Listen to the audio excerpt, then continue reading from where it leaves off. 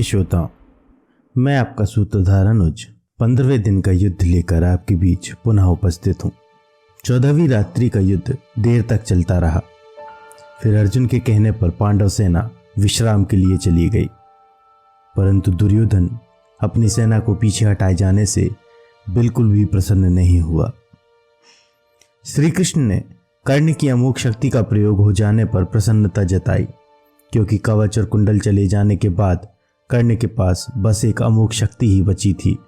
इसके पिछले दिनों में श्री कृष्ण ने अपनी माया से कर्ण को अर्जुन से युद्ध करने का अवसर ही नहीं दिया था, क्योंकि श्री कृष्ण अर्जुन को कर्ण की अमोघ शक्ति से बचाकर रखना चाहते थे।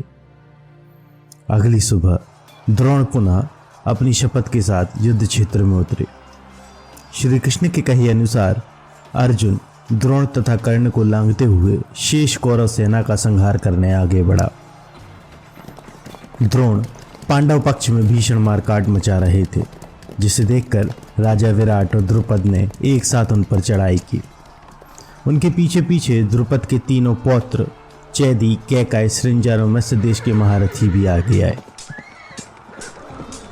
द्रोण ने 3 बाणों के प्रहार से द्रुपद के तीनों पौत्रों को यमलोक भेज दिया और शेष राजाओं को भी परास्त कर दिया, जिससे द्रुपद और विराट कुपित हो उठे और उन्होंने द्रोण से भीषण संग्राम आरंभ कर दिया। कुछ समय के भयंकर युद्ध के बाद द्रोण ने द्रुपद तथा विराट दोनों को ही यमलोक भेज दिया। इस पर धृष्टद्युम्न ने द्रोण पर धावा बोल दिया।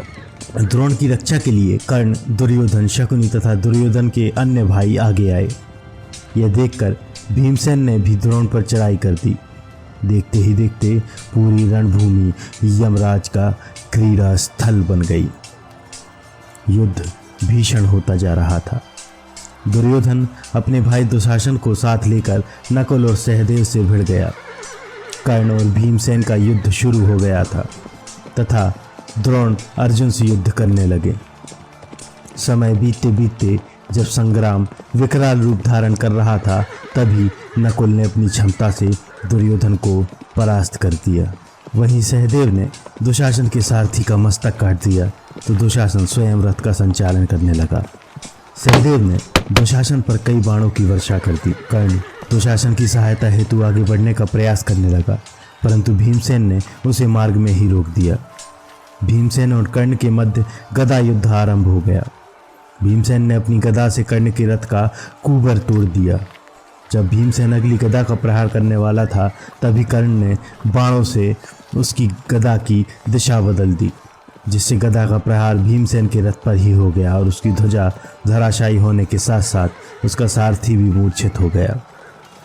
कर्ण ने कुछ ही समय में भीमसेन के रथ को पूरी तरह नष्ट कर दिया, तो भीमसेन उछलकर नकुल के रथ पर बैठ गया। दूसरी ओर द्रोण और अर्जुन का संग्राम निरंतर भयानक होता जा रहा था। द्रोण ने अर्जुन पर कई अस्त्रों का प्रयोग किया, परंतु गुरु शिष्य के इस भीषण युद्ध में अर्जुन ने द्रोण के सभी अस्त्रों को निरस्त कर दिया। तब द्रोण ने ऐन्द्र, पाशुपत, त्वाष्ट्र, वायव्य तथा वारुण नामक दिव्यास्त्रों का संधान किया, परंतु अर्जुन ने उन्हें भी नष्ट कर दिया। गुरु शिष्य का यह युद्ध ब्रह्म युद्ध का रूप लेता जा रहा था, जैसे ब्रह्मांड की 2 अनंत शक्तियां आपस में टकरा गई हों।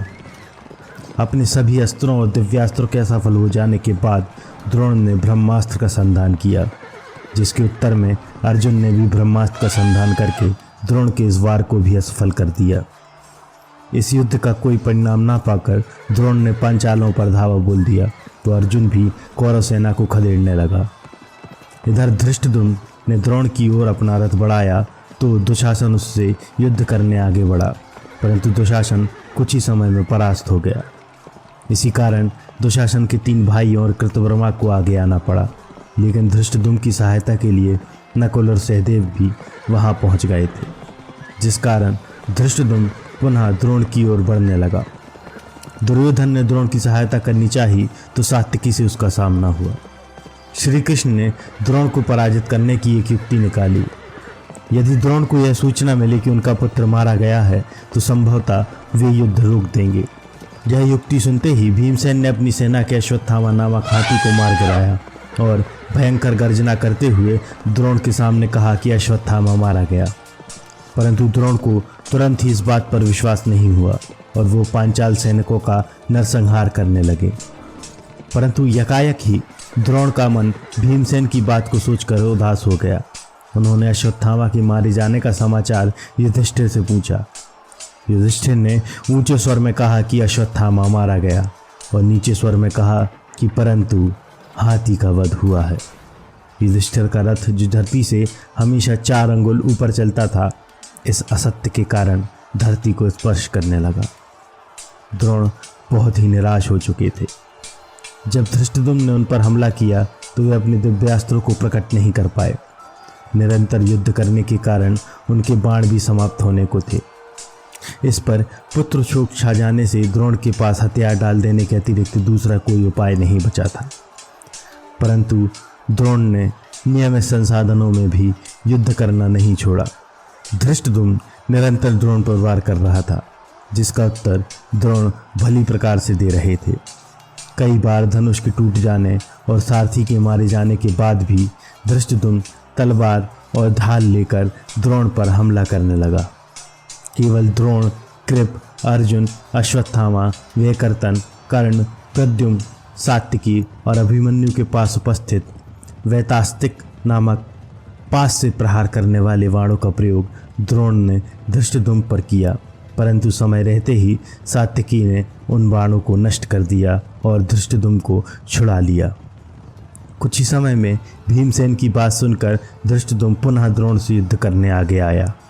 समय पाकर भीमसेन ने द्रोण को उनके पुत्र की मृत्यु के संबंध में और अधिक कहना शुरू कर दिया, जिसके कारण द्रोण ने अपने सभी अस्त्र शस्त्र त्याग दिए। यह अवसर पाकर धृष्टद्युम्न तुरंत ही तलवार लेकर द्रोण के निकट दौड़ा और उसने द्रोण का मस्तक काट दिया। पूरी कौरव सेना में शोक पसर गया। जैसे ही यह समाचार कृपाचार्य द्वारा अश्वत्थामा को मिला तो अश्वत्थामा क्रोध से तिलमिला उठा। उधर धृष्टद्युम्न के इस कुकृत्य से सात्यकी अत्यंत क्रोधित हो उठा। युधिष्ठिर और भीमसेन भी इस कृत्य से निराश हुए। तब श्री कृष्ण ने उन सभी को समझाया। अश्वत्थामा ने क्रोधित होकर पांडव सेना पर नारायणास्त्र का प्रयोग किया। श्री कृष्ण ने उस अस्त्र से बचने के लिए सभी को अस्त्र शस्त्र डालकर खड़े हो जाने को कहा, परंतु भीमसेन ने उस अस्त्र को रोकने का बीड़ा उठाया और आगे बढ़ गया। श्री कृष्ण ने स्वयं इस बात का बीच बचाव किया और नारायणास्त्र को शांत करने में सफलता प्राप्त की। अश्वत्थामा पुनः उसका प्रयोग करना चाहता था, परंतु वह ऐसा नहीं कर सका। अश्वत्थामा ने भीषण युद्ध करते हुए धृष्टद्युम्न को पराजित कर दिया। वहीं दूसरी ओर सात्यकी ने दुर्योधन, कृपाचार्य, कृतवर्मा, कर्ण और वृषसेन जैसे महारथियों को रणभूमि से दूर भगा दिया। सही अवसर पाकर अश्वत्थामा ने आग्नेयास्त्र का प्रयोग किया, परंतु श्री कृष्ण और अर्जुन पर इसका कोई असर नहीं हुआ। इसी के साथ 15वें दिन का युद्ध संध्या होते ही समाप्त हो गया। युद्ध भूमि में अर्जुन के ठीक सामने खड़े हैं द्रोणाचार्य। द्रोणाचार्य ने अर्जुन को धनुर्धर बनाया है। क्या द्रोणाचार्य बच सकते थे अर्जुन के तीर से? अर्जुन के तीर से कौन बचा है? भीष्म मुस्कुराते हैं, द्रोणाचार्य मारे जाते हैं। अगले बुधवार आपसे पुनः भेंट होगी। तब तक के लिए धन्यवाद।